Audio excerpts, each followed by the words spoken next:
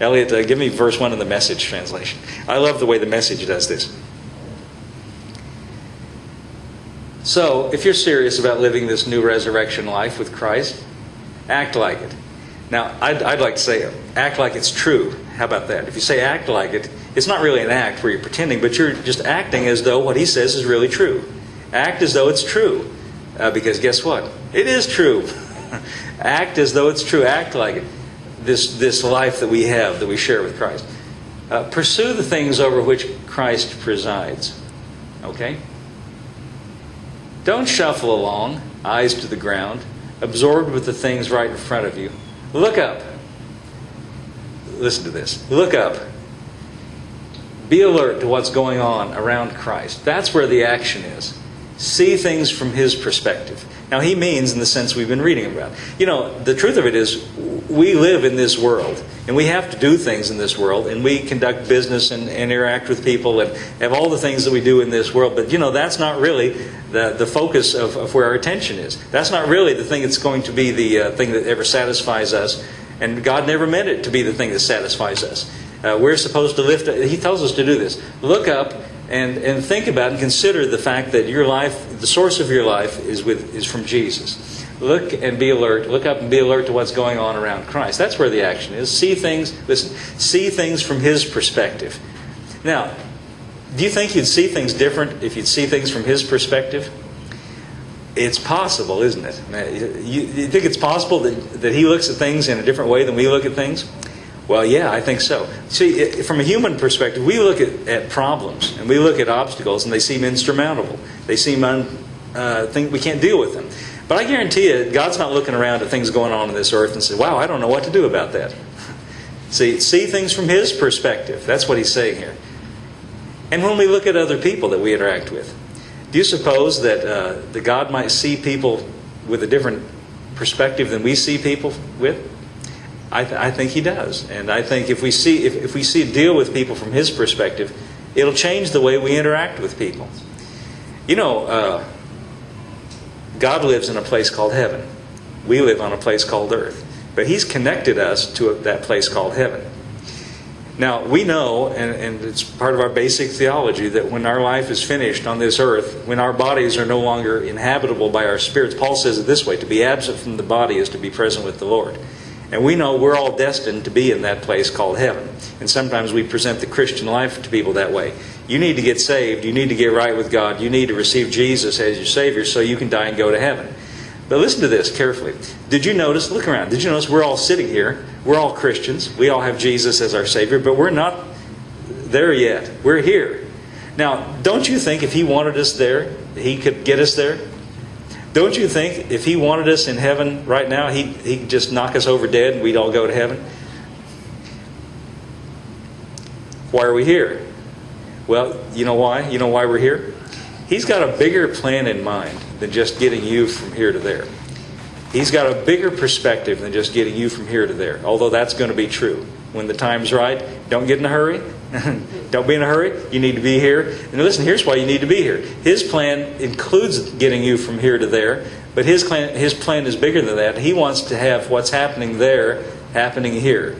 And the kind of peace and joy and contentment and happiness that people are experiencing in heaven, He wants people experiencing that in the here and now.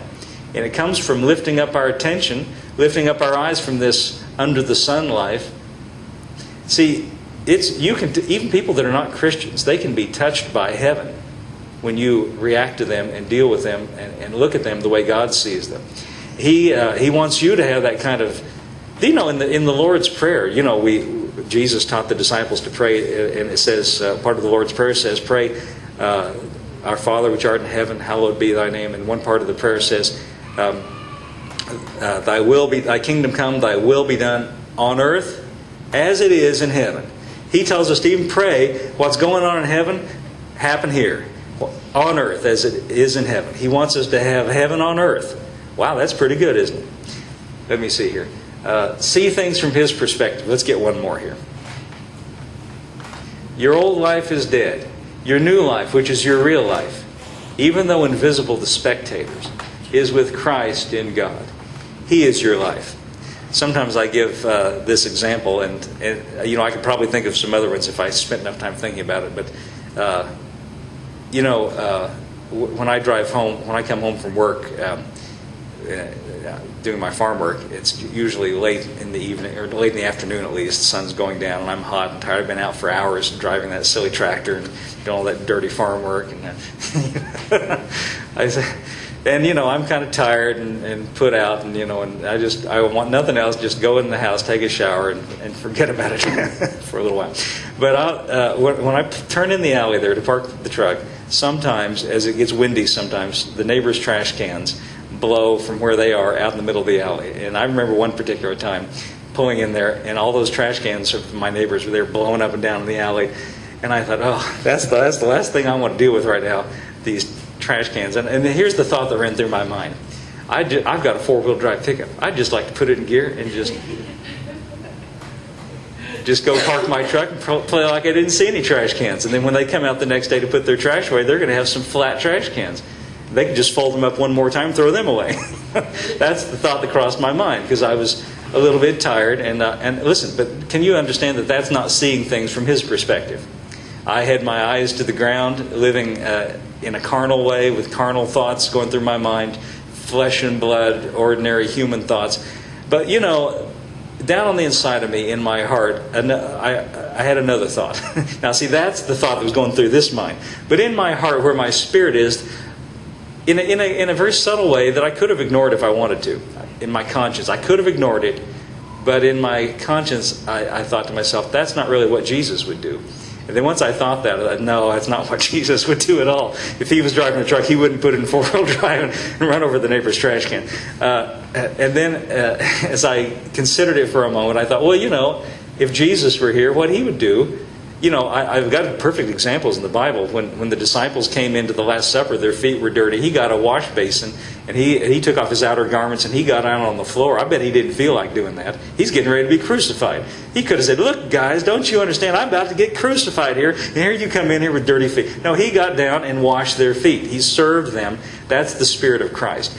And as I thought on that, I began to see my neighbors from Christ's perspective, instead of my human under the sun, bummed out perspective. I began to see it from his perspective, and I thought, they probably don't even know their trash cans are blowing around the alley. And they probably have more problems than I've got to deal with, Probably so. I don't even know who they are. It's a rental house. They come and go. I don't even know who's living there. So, I got out. I didn't feel like it. Got out, picked those trash cans up, put them back. And you know what? They probably never knew about any of this. But I knew. And it helped me in that it helped me to see things. Now, I just use that as an example. I saw things from his perspective. That's just an example. That can be true for everything in our lives. If we'll stop for a moment and look at things from his perspective, you'll find out it looks a whole lot different.